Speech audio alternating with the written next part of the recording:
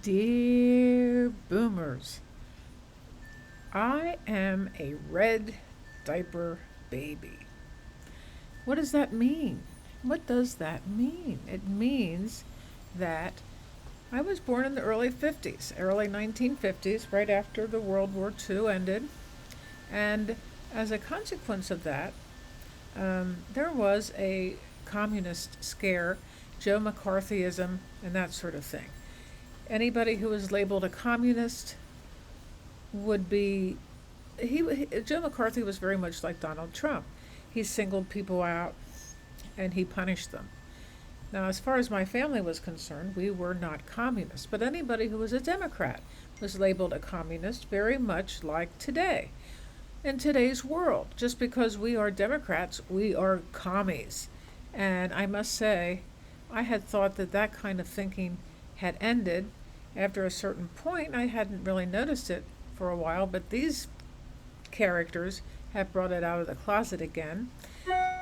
Um, my mom was very, very outspoken about just about everything. As I mentioned, she was at a Planned Parenthood meeting, and right wing people came into the meeting, and everybody was terrified for some reason. I guess they, didn't like controversy. They knew that the controversial people had just come into the room, and my mom said to the wife, "What kind of birth control do you use?" And of course, that's just so typical. Kitty. That was my mom's name. Her nickname was Kitty Loving Shank. So, think about that. These people were terrified of the word birth control or being called out on anything at all, so they got up and left. That was just the kind of person she was fearless in light of any controversy. So, what I feel is that my mom's political views were democracy.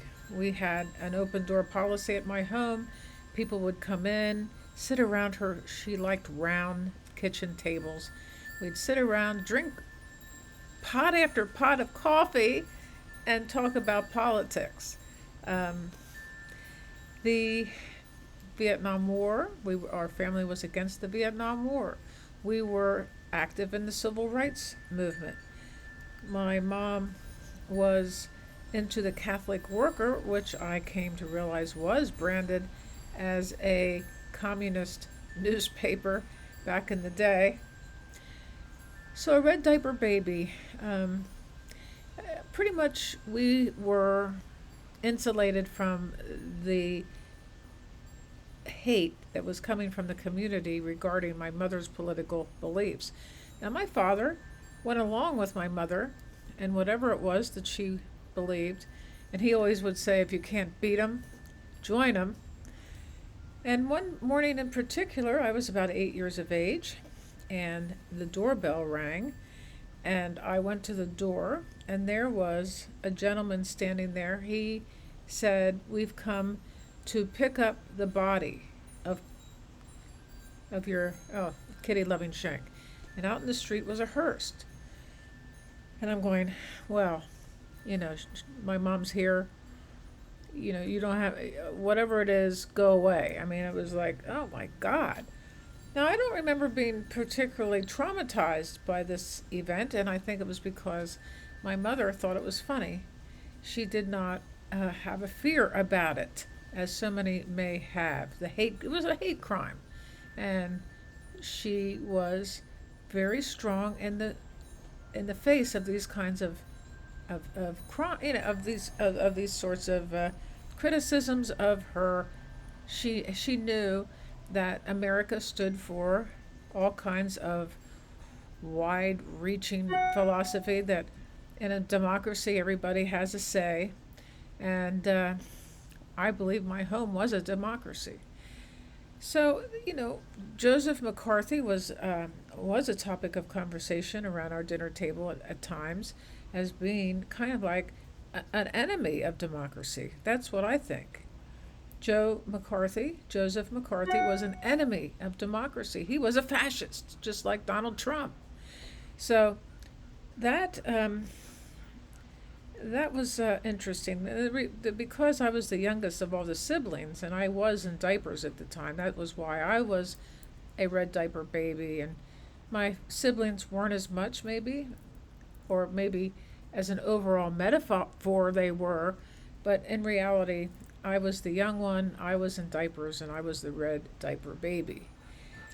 So, my mom, I mentioned the Catholic worker, she was very close to Dorothy Day, who was closely aligned with the Catholic worker, and she was also closely aligned with Ammon Hennessy, who was very good friends of Dorothy Day. Dorothy Day. So he and my mother were very, very close friends. He spent a lot of time in prison for not paying the war tax. And I suppose today all of our taxes are going to war. Uh, Not paying our taxes and complaining about the wars doesn't get. I mean, we'd all be spending a lot of time in jail if that's what we chose to do, just like Ammon spent a lot of time in jail. He wrote his own autobiography called The Autobiography of Ammon Hennessy, and he called himself, anytime he would write a letter, he would sign it, "In Christ the Rebel, Ammon." So Jesus was not a right-wing fanatic. Jesus loved the sick, he loved the poor, he loved all human beings, and in fact, his whole ministry was based on love. So Ammon did not wear, he was a vegetarian and did not wear any leather, leather shoes, leather belts, or anything like that. And he would come to the house and spend a lot of time discussing philosophy and politics with my mother. And they would spend a lot of time talking about this long into the night. And I must say that my father was not jealous. He understood that my mother needed that kind of intellectual stimulation, which I don't think he was able to give her, and he valued anybody else who could. Although they had a wonderful relationship, and they barely ever, they would have, I think they had a kind of relationship that most people would envy because of their ability. People would criticize my father for allowing my mother to get away with things like anything. I mean, she would ask him to do something and he would do it. And that's because she was put into a Roman Catholic convent at age 3 to 13. She was abandoned by her parents. They did get a divorce. And as a consequence of that, he understood what she needed and he gave it to her. And she had a lot of freedom of thought. In our house, we all had freedom of thought, but we also were of the generation that rebelled against just about everything, and we got into trouble for doing that. I have several videos that discuss the hippie days and our stories of absolute abandon, and that's the way it was. Now, my grandmother, which would be my mother's mother, after my mother turned 13, she went to live with her mom. My mother never said a bad word about her mother abandoning her. That was just something I came to observe. My grandmother was a suffragette, and that was at a time when it was not popular to do these things. But there were a lot of women who were suffragettes, and my grandmother was one of them. So, my father's side of the family were all Republican, and then they all turned Democrat because I guess, trying to think who might have, Nixon turned people off. Reagan didn't turn people off as much as I would have thought he should.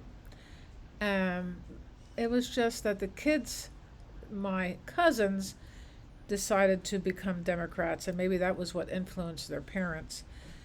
My grandfather, as mentioned many videos ago, was a chaplain in World War II, and he played bridge with Ike, and Ike was a friend of the family, really. A friend of that side of the family, of course. I never met him. But I liked Ike, which was very annoying to my mother.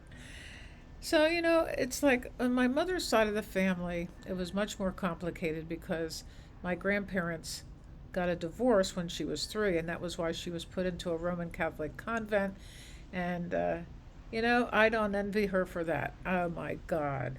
And we all know, I think the nuns were difficult to deal with, as my husband was a recovering Catholic. My mother left the church. She really wasn't into Roman Catholicism after a certain point, and we all became Unitarian because that's the religion that has an umbrella for all people who need to get out of the religion that they were raised in. So, it's all very interesting. Red diaper babies. What's going on now with denigrating Waltz's military service?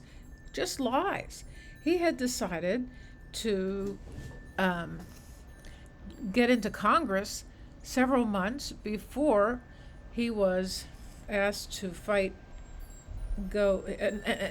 several months before he was deployed to go to Iraq. So it wasn't like he was told to go to Iraq and he then decided to go into Congress. The timing of their lies, people should point out the timing of these lies, because he is the kind of man who would not leave the military to escape,